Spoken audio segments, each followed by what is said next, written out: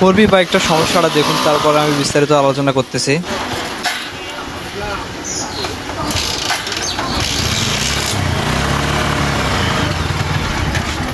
তো বাইকটার সমস্যাটা আপনারা হয়তো বুঝতে পারছেন। দেখুন পিকআপটা সেটা কিন্তু অ্যাক্সিলারেশন দিলে বাইকটা অনেক আপ ডাউন করতেছে এবং বারবার বন্ধ হয়ে যাচ্ছে, এবং বাইকটা পিকআপ উঠতেছে না, অর্থাৎ বাইকের পিকআপ অ্যাক্সিলারেশনের সঙ্গে যে ইঞ্জিনের টানটা ওঠে সেটা উঠতেছে না। তো এটা মূলত যে সমস্যাগুলো হচ্ছে, আমরা পরপর চেক দিচ্ছি। তো প্রথমে এয়ার ফিল্টারটা খুলে দেখতেছি জাম লাগানো আছে কিনা।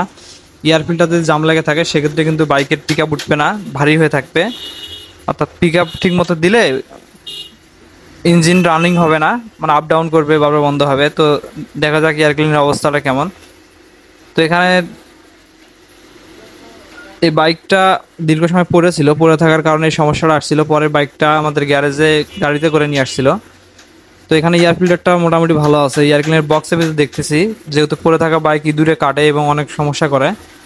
তো যাই হোক, ওগুলো সব ঠিক ছিল। তো এখানে মূলত বাইকটার কার্বোরেটর থেকে সমস্যা দিচ্ছে। তো কার্বোরেটরের পিস্টনটা দেখুন, পিস্টন কিন্তু ইজি আছে, পিস্টন জাম লাগা নাই। তো আমরা এখন পুরোটা কার্বোরেটর খুলে নিব, খুলে নিয়ে আসলে দেখবো যে ভিতরে কোনো সমস্যা আছে কিনা।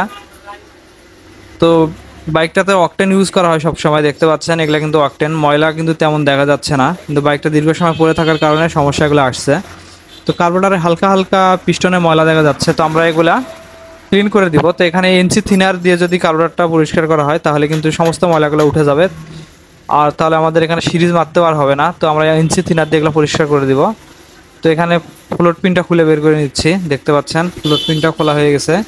তো এখানে মূলত কিন্তু সমস্যাটা কার্বোরেটর থেকে। তো এখানে কার্বোরেটরের আপনার মেন জেট এবং সোলো জেটে সূক্ষ্ম সূক্ষ্ম ময়লা জমে আছে, যেহেতু বাইকটা পড়েছিল দীর্ঘ সময় চালানো হয়নি, সে কারণে কিন্তু এখানে ময়লা জমছে, এবং সে কারণে বাইকটা আপনার তেল পাচ্ছে না। যখন স্টার্ট হচ্ছে পিকআপ বা অ্যাক্সিলারেটর দাবানোর ফলে তেলটা ঠিকঠাক মতো যাচ্ছে না, সেক্ষেত্রে সমস্যাটা হচ্ছে। তো আমরা এগুলো সব ক্লিন করে দিলাম, ওকে করে দিলাম, এখন সেটিং করে দিচ্ছি দেখুন। তো এখন কার্বোরেটরটা সেটিং করতেছি। আর কার্বোরেটরের বাটারফ্লাইয়ের উপরে অংশে বা পিস্টনে কোনো প্রকার অয়েল ইউজ করা যাবে না, এবং এখানে আঠা ইউজ করা যাবে না, তাহলে কিন্তু সমস্যা আসতে পারে। তো আমরা হচ্ছিল বাটারফ্লাই সাইডটা সেটিং করলাম। পিস্টনটা দেখুন ইজি আছে। এখন হচ্ছিল আমরা নিচের অংশে মেন জেট, স্লো জেট এগুলো সেটিং করছি। এখন বাডিটা লাগাবো বা ফ্লোট পিনটা লাগাবো। লাগানোর পরে এখানে আমরা তেলের মাপটা দেখে নিব যে তেলের মাপটা অ্যাকুরেট আছে কিনা। এরপরে আমরা কার্বোরেটরটা সেটিং করে দিলে আপনাদেরকে দেখাবো যে বাইকের অ্যাক্সেলারেশনটা কীরকম হয়। একদম প্রপার পিকআপ উঠবে। পিকআপে হাত দিলেই 4B বাইকের পিকআপ কিন্তু অনেক করা পিকআপ, মানে পিকআপ টান দেওয়ার সঙ্গে রেসপন্স করে, কিন্তু এটাতে করতেছিল না। আরপিএমের কাটাটা আমি আপনাদেরকে দেখাইছি, প্রথমে ঠিকঠাক মতো উঠতেছিল না। তো এখন দেখবেন যে একদম 100তে 100 হয়ে যাবে। তো আমরা এখন তেলটা মাপ দিচ্ছি যে তেল কম বেশি আসতেছে কিনা। তো এখানে দেখুন তেলের লাইন অন করে দিলাম। এখন হচ্ছিল তেলটা দেখবো বাড়িতে যে তেল ঠিক মতো আছে কিনা। তেল ঠিকঠাক মতো না আসলে কিন্তু ওভারফ্লো হওয়ার সম্ভাবনা থাকবে, এবং তেল কম আসলে তেল পাবে না, ধাক্কাবে, অনেক সমস্যা হবে। সেই কারণে কার্বোরেটর খুললে অবশ্যই তেলটা দেখে নিতে হবে যে ঠিক মতো আছে কিনা। তো এখানে তেলের মাপ কিন্তু ঠিক আছে। এখন হচ্ছিল আমরা এটা প্রপার সেটিং করে দিব। ফাইনাল দেওয়ার পরে কার্বোরেটর ইনস্টল করে বাইকটা স্টার্ট করে দেখাবো যে স্টার্ট ঠিক মতো হচ্ছে কিনা, এবং আগে যে সমস্যাটা হচ্ছিল পিকআপ দিলে ডেবে থাকতো বা ডেবে যাচ্ছিল, এই সমস্যাটা হচ্ছে কিনা। তো সমস্যাটা 100% সমাধান হয়ে যাবে। মূলত এটা কার্বোরেটর থেকেই সমস্যা ছিল, অন্য কোনো সমস্যা ছিল না। বাইকটাতে আমরা সমস্ত জিনিস চেক করছি, কারেন্ট চেক করা হয়েছে, অন্যান্য যে জিনিসগুলো থাকে সমস্ত কিছু চেক করছি।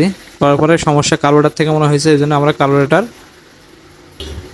খুলেও ক্লিন করে দিলাম। তো এখন দেখুন বাইকটা স্টার্ট করতেছি, আর পিকআপটা দেখুন একদম 100তে 100 পিকআপ, দেখতে পাচ্ছেন ফুল পিকআপ, অ্যাক্সেলারেশন দেওয়ার সঙ্গে সঙ্গে রেসপন্স। এখন কিন্তু বাইকটা আর কোনো সমস্যা হবে না, টান, তেল, মাইলেজ সমস্ত কিছু ঠিক থাকবে। এবং পরবর্তীতে আমরা কার্বোরেটরটা অ্যাডজাস্ট করে দিব, অর্থাৎ তেল অ্যাডজাস্ট করে দিব, তাহলে কিন্তু একদম ওকে হয়ে যাবে। তো দেখতে পাচ্ছেন এখন স্টার্টিং করার ঝামেলা নেই, সাউন্ড সমস্ত কিছু ঠিক আছে। তো কাজটা কেমন লাগলো অবশ্যই জানাবেন, আর আমার পেজটা অবশ্যই ফলো করে দিবেন, এবং চ্যানেল থেকে দেখলে চ্যানেল অবশ্যই সাবস্ক্রাইব করবেন। আপনাদের মূল্যবান মতামত কমেন্টস বক্সে জানাই দিবেন, আর ভিডিওটা যদি পারেন তো শেয়ার করে দিবেন। তো ভালো থাকবেন সবাই, আল্লাহ হাফেজ।